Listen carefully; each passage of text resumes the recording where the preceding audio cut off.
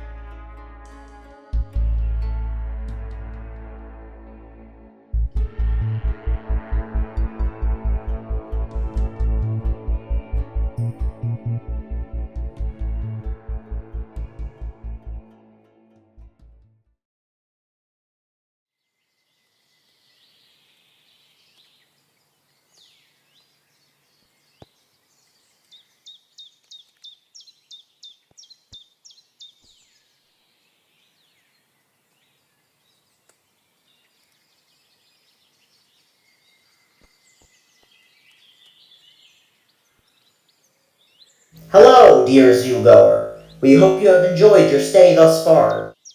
This area of the zoo is known as the swamps. In this location, there are a total of 22 wetland species to be found. These animals being found strung about two major buildings. The Deinocherius Dome, mainly focusing on above-water species, and the Underwater Swamp Adventure, mainly housing aquatic dwellers. Here in the swamps is where you can find our beloved, strangely magnificent dino, Deinocheirus. We hope you enjoy the swamps.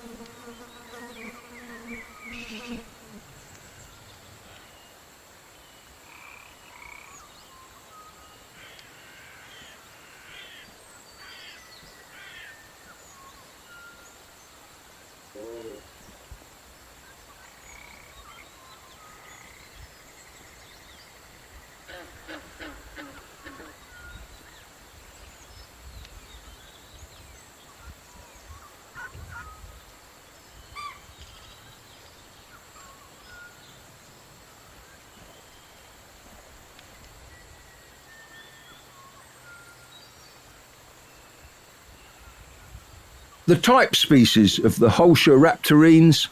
This is Halszkaraptor. Descendants of dromaeosaurs, similar to Velociraptor, the Halszkaraptors are suspected to live around water. Some speculate they may even have been able to swim. This has been suggested due to some of their features strongly resembling waterfowl. Their shape certainly does remind me of a swan.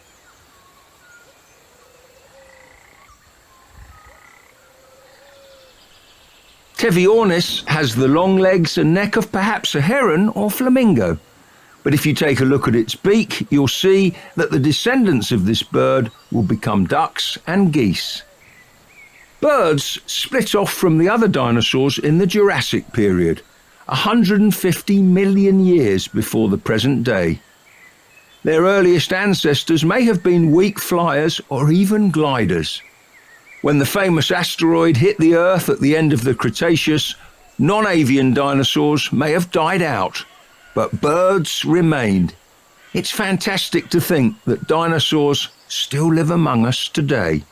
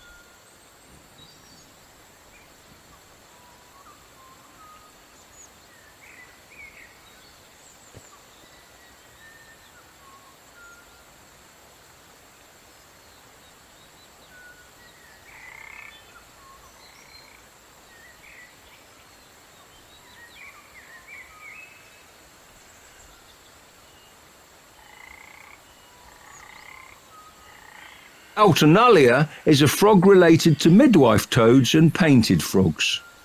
Evolving around 370 million years ago, amphibians have been known to grow to pretty big sizes and would have terrorized the early ancestors of mammals and dinosaurs. However, here in the Cretaceous, they're starting to take much smaller and more recognizable forms, such as these frogs.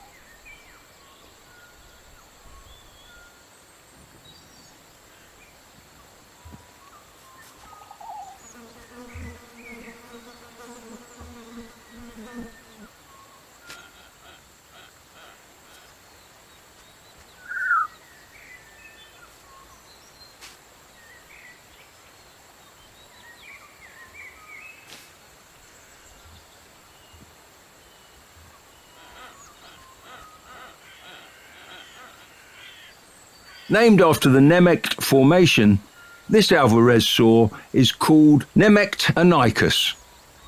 Alvarezaurs are a small family of dinosaurs which would have eaten small creatures such as insects and frogs. The singular thick claw on each hand may have been used to aid breaking into ant and termite nests. It's also been suggested they may have evolved a long tongue, similar to anteaters, to aid with their raids on the nests of small insects.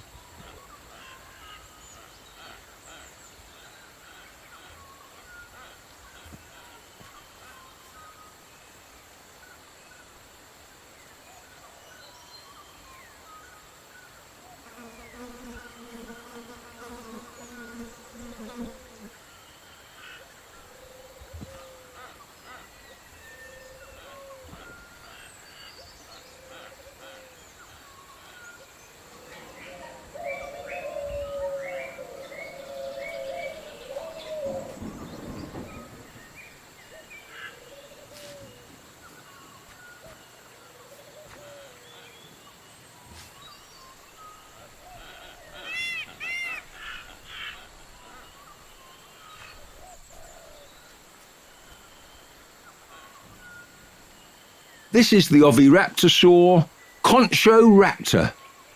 Named egg thieves, the Oviraptors were once thought to be notorious nest raiders due to their fossils being found around eggs. Whilst the occasional snack on unguarded eggs was still likely, it was discovered that the fossilised eggs lying around Oviraptors were in fact their own. It turns out that like birds, Oviraptors and likely other theropod dinosaurs were very caring and protective parents.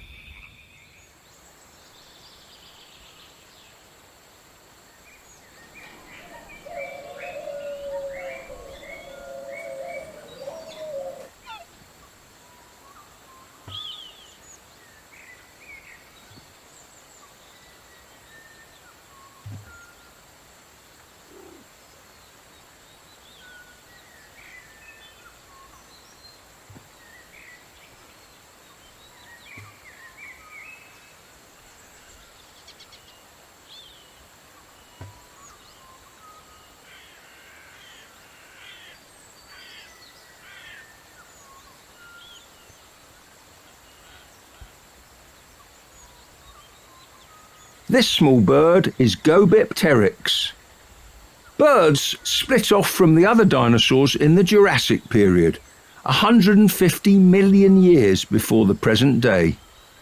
Their earliest ancestors may have been weak flyers or even gliders. When the famous asteroid hit the Earth at the end of the Cretaceous, non-avian dinosaurs may have died out, but birds remained. It's fantastic to think that dinosaurs still live among us today.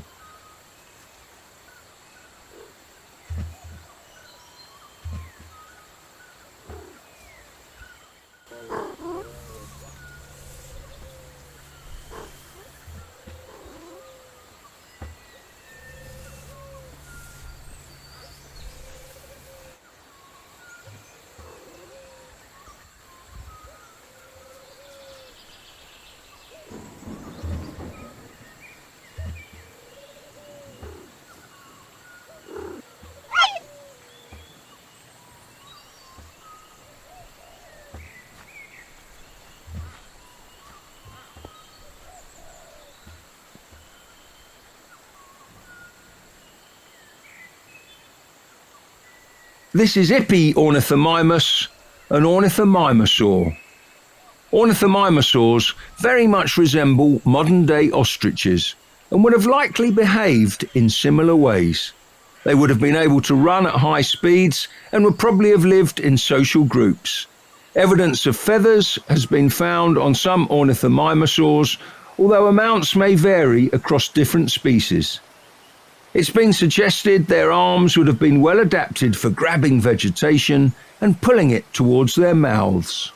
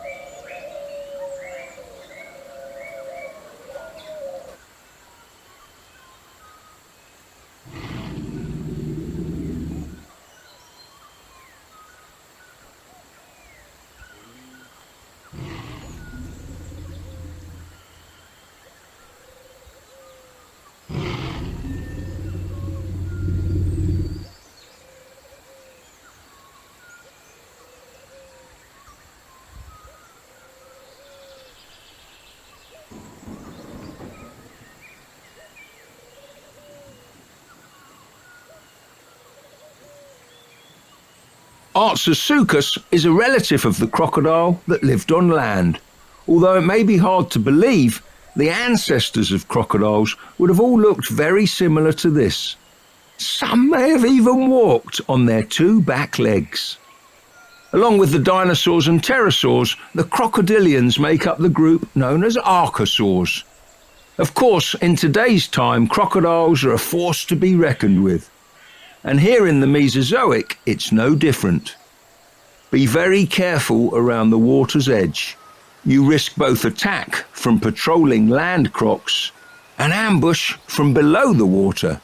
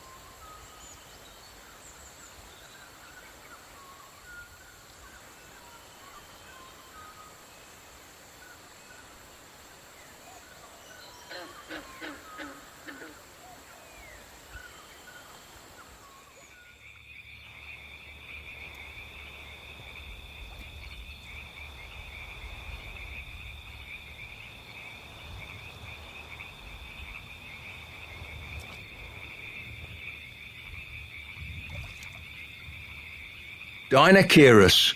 It can't be anything else. A huge, peculiar ornithomimosaur that has taken the paleontological community by storm.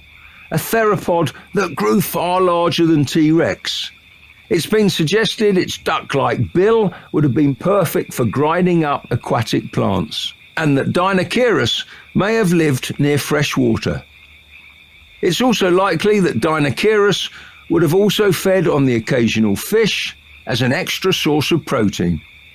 Although a gentle giant, don't be fooled. Deinocheirus is armed with large claws should it need to use them.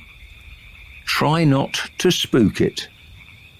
Ornithomimosaurs very much resemble modern-day ostriches and would have likely behaved in similar ways. They would have been able to run at high speeds and would probably have lived in social groups. Evidence of feathers has been found on some ornithomimosaurs, although amounts may vary across different species. It's been suggested their arms would have been well adapted for grabbing vegetation and pulling it towards their mouths.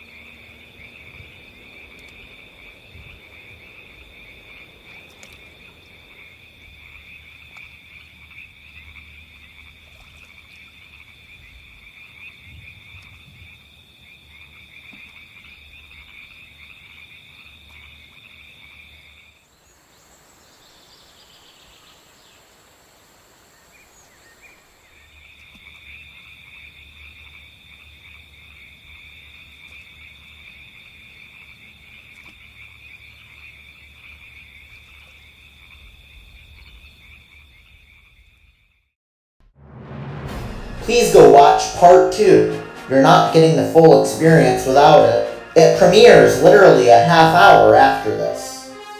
We will be exploring the underwater swamp adventure and seeing cool animals like the croc Shamosuchus and raptor known as Natovenator, amongst many others.